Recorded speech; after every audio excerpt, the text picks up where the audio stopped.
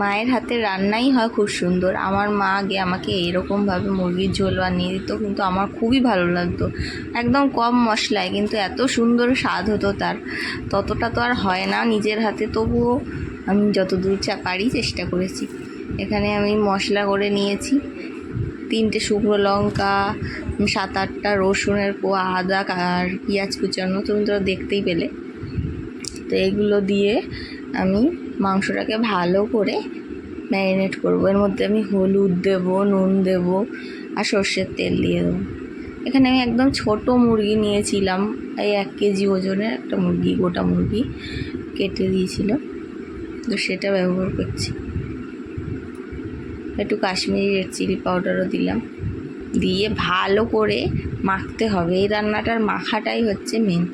এটাকে যত ভালো করে মেখে রাখা যাবে, মেখে ঢেকে রেখে দেবো 8 ঘন্টা অন্তত, তাহলে মানে এখানেই অর্ধেক ম্যারিনেশনটাই অর্ধেক রান্না হয়ে যাবে। এমন করে এটাকে মাখতে হবে।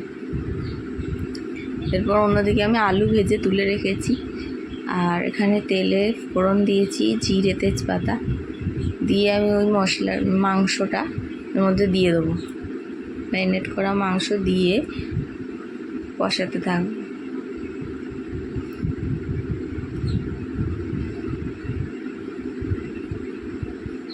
এইবারে মাংসটাকে আমি ভালো করে কষে নেব। ততক্ষণে তোমাদের যদি রান্নাটা ভালো লেগে থাকে তাহলে তোমরাও বাড়িতে বানিয়ে খেও, আর একটা লাইক, একটা কমেন্ট ও একটা শেয়ার করতে ভুলো না। এবার দেখো রান্নাটা আমি কীভাবে করছি।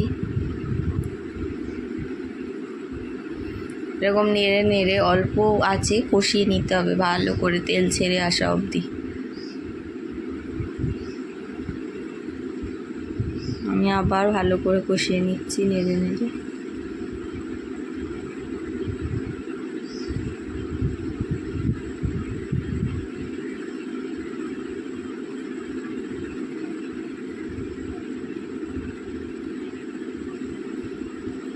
প্রায় কষা হয়েই এসছে। তো এরপর আমি এখানে আলুগুলো দিয়ে দিলাম, দিয়ে আর একটু কষিয়ে নেব।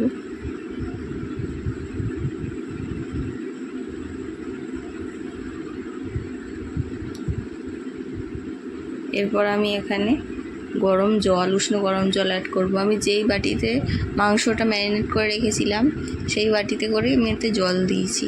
আগেই বলেছি এই মাংসটা রান্না একটু ঝোল ঝোল হবে, এই ঝোলটাই খেতে বেশি ভালো লাগে। তো এরপর আমি ঝোলটা ফুটলে একটু ঢাকা দিয়ে রাখলাম। আর এই যে গোটা গরম মশলাটা আমি শিলে বেটে নিয়েছি।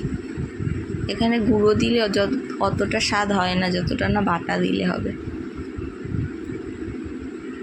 তো ঢাকনা খুলে আমি এবার এটাকে একটু নেড়ে দেবো। নেড়ে গরম মশলা বাটাটাও দিয়ে দেবো। এই বাটাটা দিয়ে দিলাম, সাথে 3টে মতো কাঁচা লঙ্কাও দিয়ে দেবো।